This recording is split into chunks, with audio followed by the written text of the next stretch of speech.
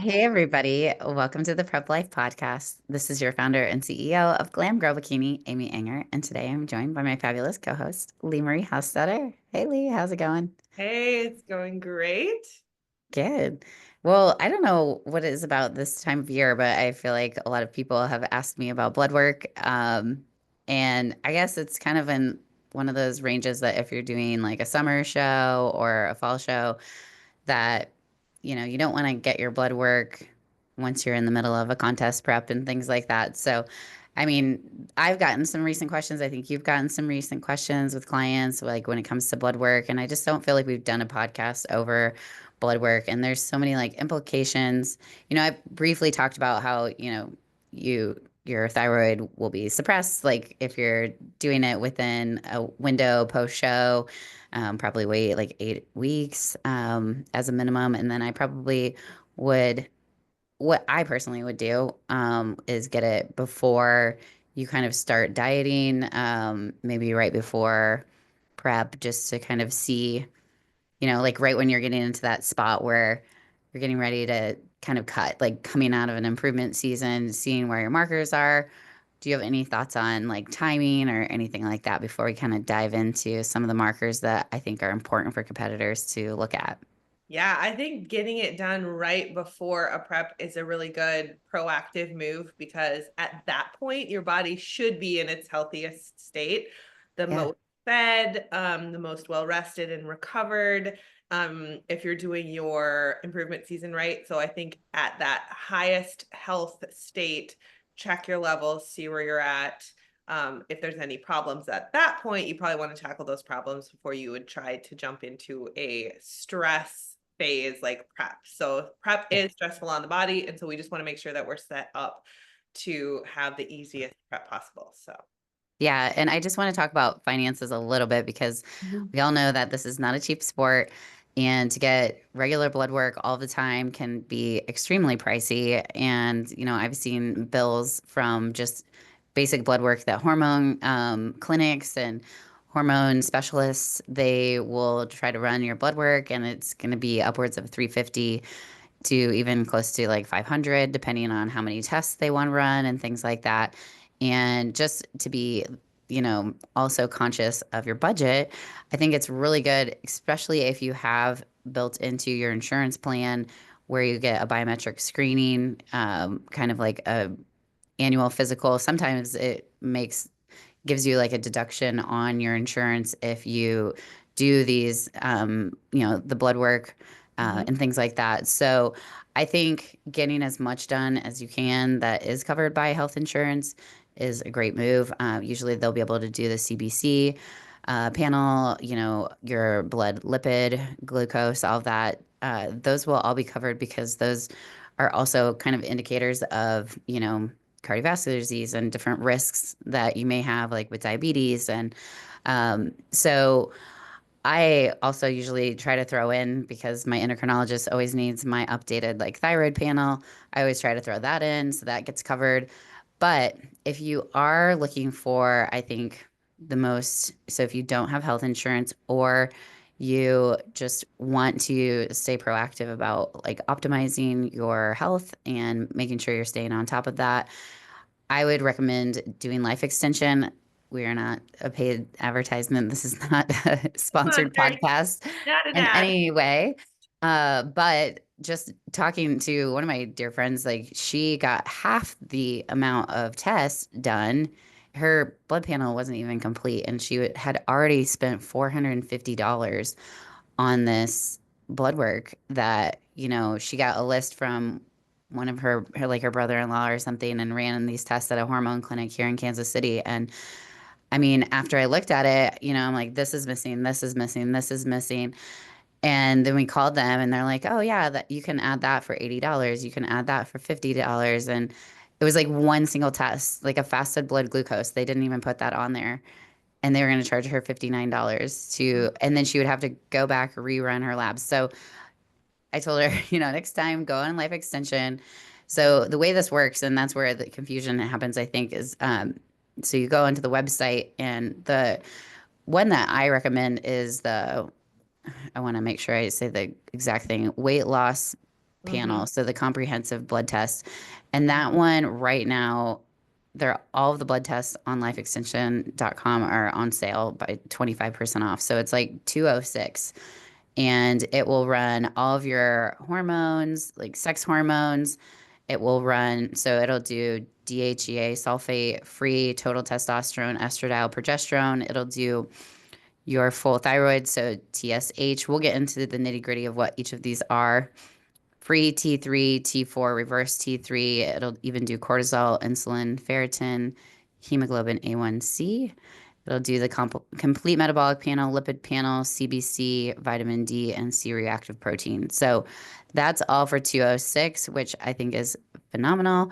Um, can't say enough about that before we kind of dive into things. So you're going to take that printout, bring it to a LabQuest, and you can do a walk-in, you can make an appointment. There's tons of LabQuest locations in most cities, and you just bring that in there.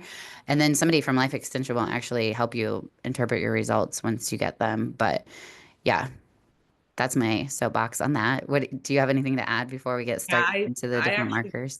I did that. It's super easy. Literally the most easy thing you can do. And then we went over it together because it was Hmm. during a improvement season. But yeah, you could easily hop on the phone and they'll just explain it to you. And for that low of a cost, they're usually gonna run deals at certain times and stuff. So for that low of a Hmm. cost, definitely take advantage of that. Highly recommend doing that. So. Yeah, and I've been on the phone with so many competitors. I've gone over so many different competitors' blood works with a health liaison who we've had on the podcast before, Joanna, and I've learned a lot from her. I do stay in my scope of practice. So there's general things that I mean you can see too on the ranges. So, but there's certain things like with lifestyle, in terms of diet, nutrition, exercise, stress management that we can tackle as coaches. So it's really good for us to see that side of it. And then, of course, you always want to refer to your doctor for anything, you know, outside of that or all of that as well. But we can help in some of those areas also. Okay. So let's just get started with hormone health. So the first marker that we had mentioned was estradiol. Do you want to kind of talk about why that one matters for competitors? And then we can dive into when to test that one as Yeah, well. absolutely. So estrogen plays a critical role in muscle tone, joint health, and fat distribution. So all of those things very important for competitors, especially in glutes and thighs. So if you think you have stubborn fat, I know there's definitely times when I've thought I've had a really hard time losing fat and seeing lines coming on my legs. And so that was definitely a factor. So low levels of this can cause fatigue, mood swings, poor recovery, and disrupted cycles. Yeah. So you want to make sure that a person's not estrogen dominant. That's when they are going to hold a lot of body fat in their hips, thighs, and even triceps. Uh, if I have somebody that kind of presents as a person that holds fat in those areas, we usually put them on Harmony from First Form just to kind of detox the bad metabolites of estrogen. And then I'll also put them on a liver detox so they can kind of package that up and send it out the liver. When to test this would be on day 21 of your cycle if you are still bleeding. And the same with progesterone, which we'll get into next. You want to count from the first day of bleeding to day 21. And that's when you're going to take a snapshot of this if you are still having active cycles with your period. So the reason why we do that is because that's when progesterone spikes. So at certain times of the cycle, progesterone will present in different ways, and that's just the best way to get that picture. And so why progesterone matters, it's really important for sleep. So a lot of people in perimenopause, that'll be the first thing that will kind of decline. So it also calms the nervous system. So people with high anxiety, poor sleep can typically be low progesterone. And then also, if you are low in progesterone, just in general, and the ratios of estrogen and progesterone matter. So we've talked about this on other podcasts, but that estrogen dominance, if progesterone's really low and still estrogen's low as well, but the ratio and the relationship between them, because those both kind of balance each other out.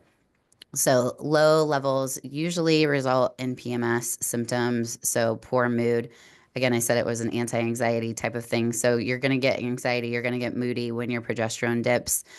That happens so that we can shed the uterine lining during our period, but it also, low progesterone can also create irregular periods and things like that. And so anything to add on progesterone, or you want to hop right into testosterone? I just love the way you talked about progesterone and estrogen needing to be kind of in sync. They work off each other because you don't want to have too low or too high of either, but you also want to have a good balance. And I love that the supplement that we recommend, and shameless plug again from First Form, is called Harmony, because you do need those two hormones to work in harmony, and you don't want them too much off balance. So I have definitely used Harmony in all of my preps, and it's great. I love it. So the next one we want to talk about is testosterone. So your total and your free testosterone, and why this matters. Why does this matter for girls, right? Why does this matter for female competitors? So testosterone supports muscle growth, strength, and libido. So competitors with very low levels will often struggle with strength progression, which, as we know, we need to build muscle. We're bodybuilders.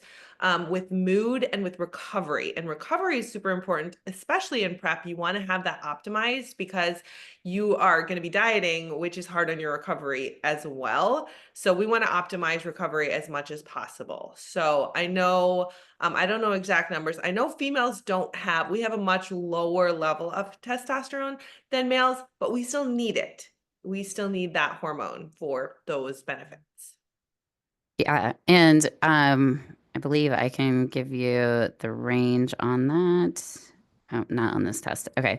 Okay, so let's go into the DHEA Mhm. sulfate, and so why that matters. That's that's tested, and it is basically a precursor to estrogen and testosterone. So low levels can signal that you're going through adrenal fatigue, which is very common in our sport because dieting is stressful, cardio is stressful, overtraining can happen, and that can really tax our adrenal glands. And so, if you think about DHEA, it's like the it's like the counterbalance to cortisol. So when your cortisol, it basically, for lack of a better analogy, it kind of eats it up, right? So you get very depleted of DHEA sulfate because it's the counterbalance to cortisol. So if your cortisol is chronically high, you're Mhm. going to keep depleting your DHEA sulfate. And so that's just a really good indicator that, you're chronically dieting or you're very high stress if that's low. Okay. So the cortisol eats that up, So or vice versa. DHEA sulfate like kind of eats up the cortisol. So like when cortisol rises, the DHEA sulfate's kind of like trying to bring it down, but there's only so much Yeah. that it can happen. So if you just chronically are high cortisol, you're going to run out of the DHEA sulfate, which is the counterbalance, and then you're going to go into adrenal fatigue, Mhm. likely. Got it. Okay, so the next one is LH and FSH. So luteinizing, did I say that right? Hmm. Hormone, Yep. luteinizing hormone and follicle stimulating hormone. So why it matters. These regulate your menstrual cycles and ovulation. Low levels can indicate suppression from intense training or low calories, which, hi, we do both of those things in our sport, affecting fertility and hormone output. So I think with a lot of these, actually, because low levels can indicate things that we actually are choosing to put our bodies through in prep, checking for these low levels before you start a prep when you're coming out of the improvement season can tell a lot about the actual state of your body, because you should not be this is why we don't check for these things in the middle of prep or right after a show, Hmm. because we know that we're suppressing, we're doing it on purpose. But I Hmm. think that can be really indicating of a good healthy off season. That makes sense. Yeah, and this is one of those blood markers that if you think you're maybe in perimenopause or Mhm. you're because in perimenopause your estrogen sometimes skyrockets, sometimes is like zero. It's very up and down. Mhm. But the FSH, if it's I think it's higher than 25 or 35, it's one of the two. But basically, the higher that goes, the more progressive you are into menopause. So like if it's 75, hello, mine is 75 right now. It just is really showing that the brain is trying to stimulate the follicles, but it keeps sending the signals and not getting like a response, basically. Like it's communicating with the ovaries. And so the higher that frequency, the more like it's trying to really turn on the communication, but it's not getting a signal back, if that makes sense. So, Right. so Yeah. yeah. Um, okay, so sex hormone binding globulin, so SHBG. Why this matters, it binds to hormones like testosterone. So if it's too high, you might have normal levels on paper, but low of bioavailability of that hormone.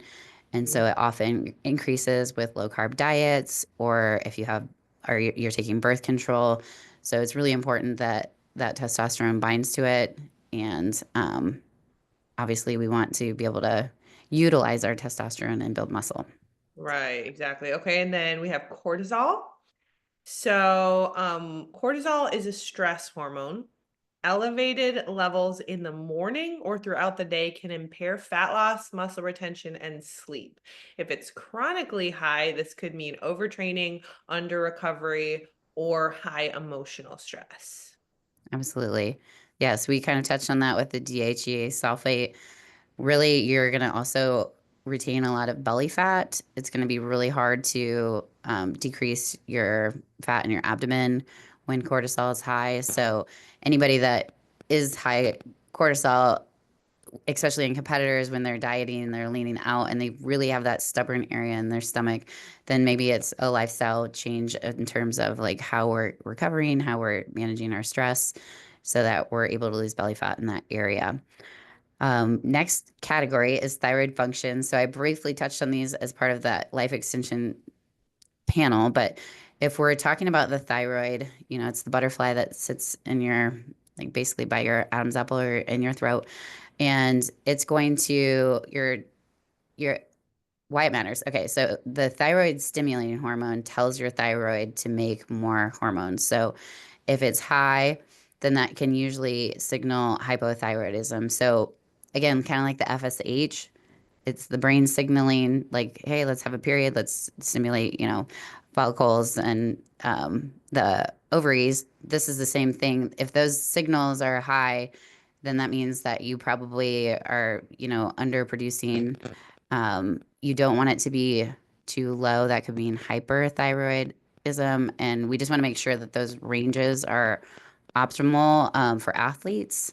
Um, so that they're producing enough because the thyroid controls your metabolism, it controls your ability to build muscle, and we can get into those. But basically, T3 controls the metabolism, T4 helps with your muscle building. So I don't know if you want to go over those two, the free T and Mhm. T3, free T4. Mhm. Yeah, so these are the active forms of thyroid hormones that drive your metabolic rate, temperature regulation, and fat loss. So T3 especially drops in prolonged deficit or low carb diets. Which is why, unfortunately, people misuse this hormone in prep. Some prep coaches that are a little bit irresponsible, in my opinion, will give an athlete T3 to be a fat burner. They don't realize that they're actually destroying this athlete's ability to produce it on their own by giving them that when it's going to be low, when you're going low calorie, when you're, you know, you're dieting and things like that. It's going to downregulate, but it's going to come back up. So that's why I was talking about even post show blood work. It's important to wait 8 weeks at least, because if you were to test everyone's free T3 at a competition, I bet you, unless they're taking a thyroid hormone, it's probably all suppressed, right? Because it's just a natural, but it does ebb and flow and it changes as we like feed back in and reverse diet and add carbs back in and things like that. I So think that's a really good point too that you bring up just with the reason that we want to find out why, especially with our thyroid, things that are low and stuff, is so that we can build it back up through our own body's ability to produce these things. yeah, So We might need to be in a reverse diet. We might need to step out of a prep or switch our plans around. We might need to focus on bringing the stress down, bringing the food up, focus on recovery, things like that, and not just think I need to get my blood work done so that I can get on hormone replacement therapy. Like there is a place for that, but you always want to first think, how can I heal this naturally? How can I support my body naturally? Because your body should, at operating at its peak, should be producing healthy levels of all these hormones, and that's the goal. Yeah. And especially low carb diets really can downregulate the thyroid. So even people that are on keto and like high fat, low carb, it's important to periodically refeed, introduce and make sure that it's primarily carbs that they're introducing so that your thyroid doesn't downregulate in that nature. Um, because yeah, the T4 is the non-usable and it converts. So then we have reverse T3, and this is why it I matters is it's a stress signal. So when it's high, your body is actually trying to slow down your metabolism, like a starvation mode type of thing. So competitors deep in prep can see this elevate due to stress, lack of recovery, lack of diet breaks, and things like that. This really is like that starvation mode. It's a thing in terms of our bodies making adaptations, and our bodies are built to survive, you know. The reason why we hold belly fat in times of stress is caveman days. Like our bodies don't want us to starve. So they're gonna, it's all these little pieces in place are built in so that we survive. We're not supposed to be super, super lean like we get for contest prep. So Mhm. Yes, we're meant to have a little bit of healthy body fat on our bodies. We just happen to compete. Okay, so then we have thyroid antibodies, so TPO and TGAB. So why it matters. They identify autoimmune thyroid issues like Hashimoto's, which can cause unexplained fatigue, slow metabolism, and weight fluctuations. yeah, So bunch of weight gain, unexplained, bunch of weight loss, unexplained. yeah. And TPO antibodies, all of these things like the Hashimoto's, It's it causes a lot of inflammation because it's an autoimmune disease. So it's very random too in terms of how it presents to one of, I've had several clients that have Hashimoto's, so we have to kind of avoid gluten, dairy, eat a little bit more anti-inflammatory diets.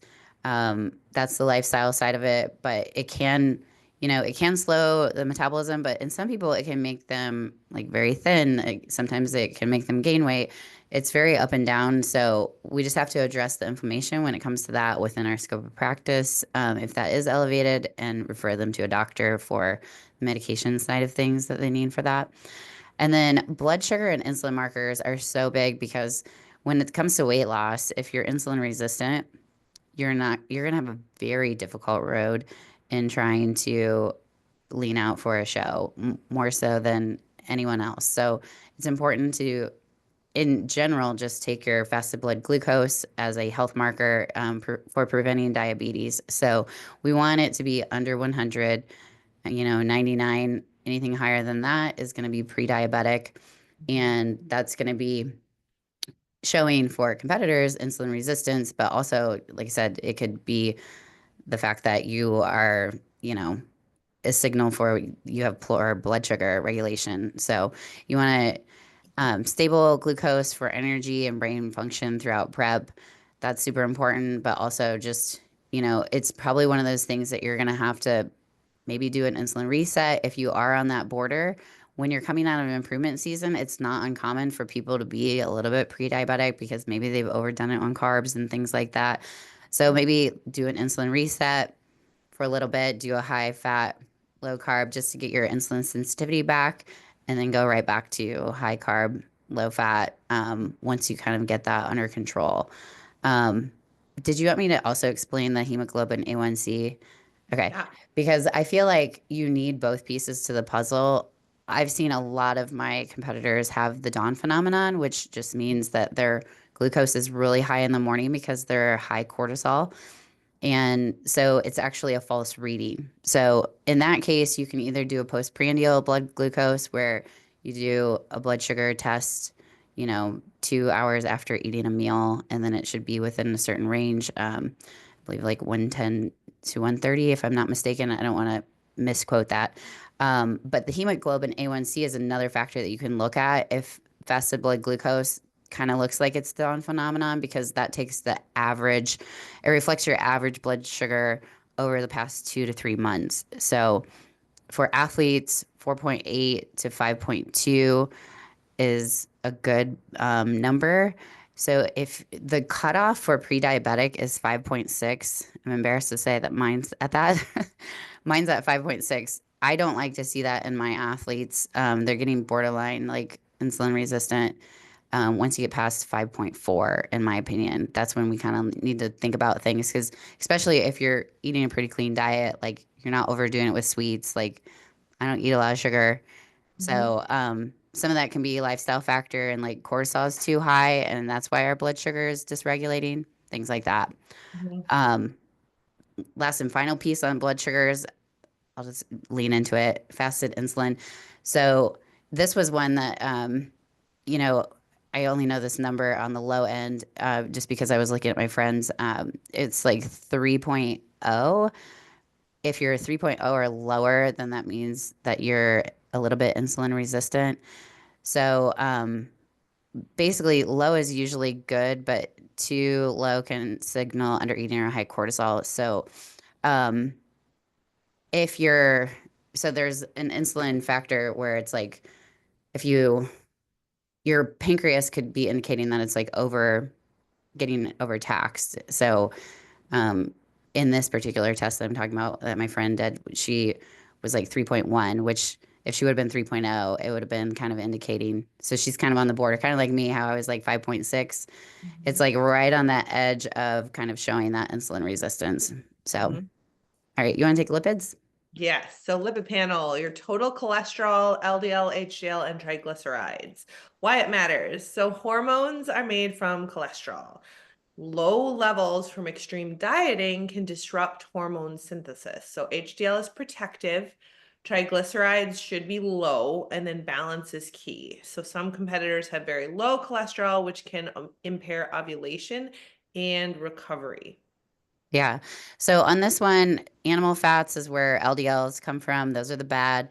I always Mhm. think of the HDL as the Pac-Man eating up the Mhm. bad. HDLs can be produced from exercise. They can be produced from eating more omega 3s, fatty acids, salmon, stuff like that. But people that are on PEDs, I will tell you, their HDLs will tank. And Mm. so they really have to be careful about like their heart health with that because if they also have high LDL and then they have low HDL, that can kind of make a bad combination. So Mhm. just to let you know.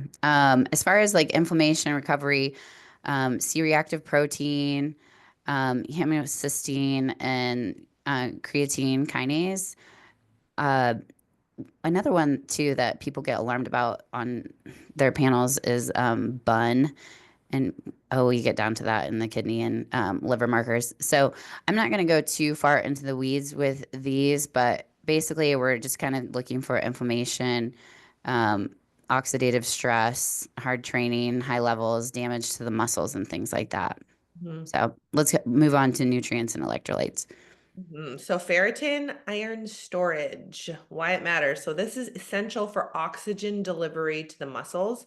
Low ferritin could mean fatigue, poor endurance, and brain fog. Female athletes often run low, especially during heavy training or with restrictive diets. Definitely have experienced this for sure before. Yeah, anemia, so fatigue, lack of red meats, eating that. Leafy greens. Some people have really high iron, and they have to give blood. So Mm, especially PED users, they get really high iron and they have to donate blood. mm. Just FYI out there. Wow. Um, Vitamin B12 and folate, these are critical for energy and brain health. Deficiencies in those can indicate fatigue. And then vitamin D, I want to touch on this one. You can get it from the sun, but you can also supplement it.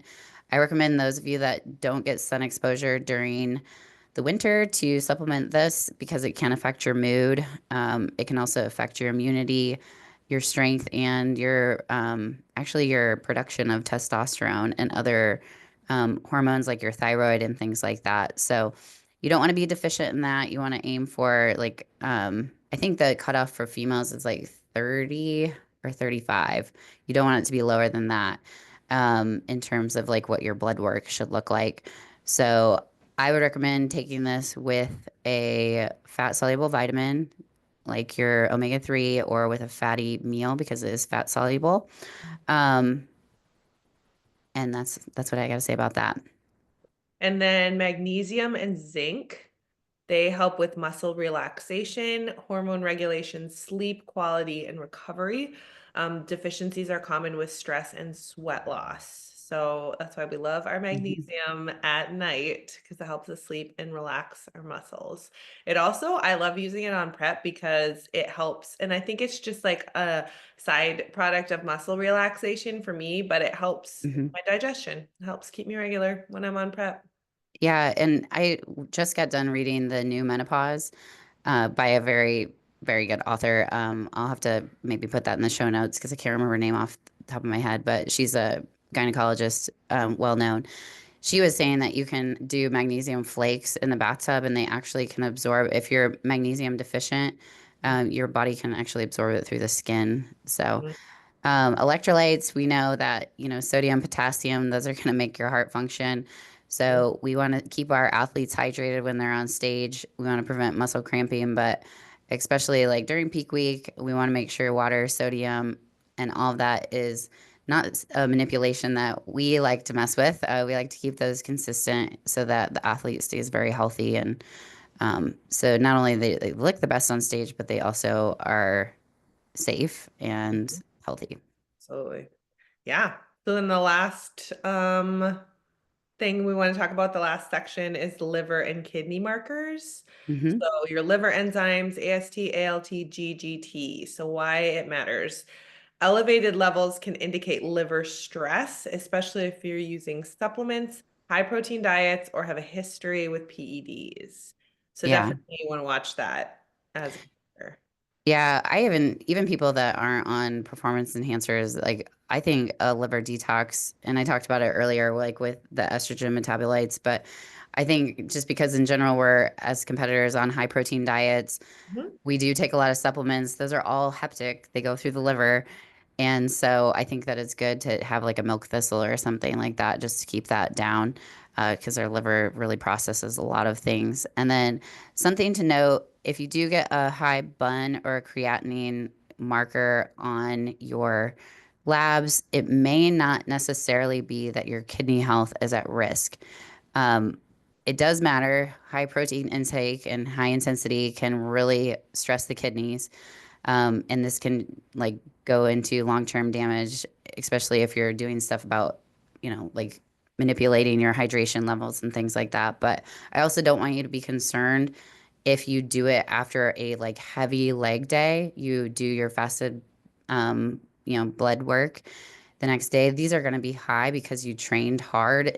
So it's going to show like breakdown in lactic acid in the muscles and stuff like that. So what I always recommend competitors to do too, not only to do it on the 21st day, but also to take a rest day the day before so that these levels don't get falsely indicated. Otherwise, your doctor may get alarmed and then basically when you do it again on a rest day, it's just fine. So, That's amazing. I think that's just like another example of why context matters with all these and just yeah. educated and finding someone to go over it with you who is educated in these things. And if you can, I mean, bonus points if you can find someone that understands our, that we're athletes in our sport and the sport of bodybuilding and what we do with our nutrition and our supplementing and all that kind of stuff. Yeah. Yeah, so hopefully this was helpful. If you do have suggestions on any future podcast topics, we always love to hear about those. And we always love to hear from our listeners what you're thinking about it. So if you would be so kind, please give us a rating and review that just passes it on to others. We keep this podcast ad free for the most part. We try. And, um, that'll just help other people find it that are interested in the same topic. So find us on Instagram. You can tag us on your story. Let us know you listen. We're found at Prep Life Podcast or at Glam Girl Bikini. And if you would like to apply for coaching with either Lee, Marie, or myself, you can go to glamgirlbikini.com and hit the get started button. Thanks for listening, guys.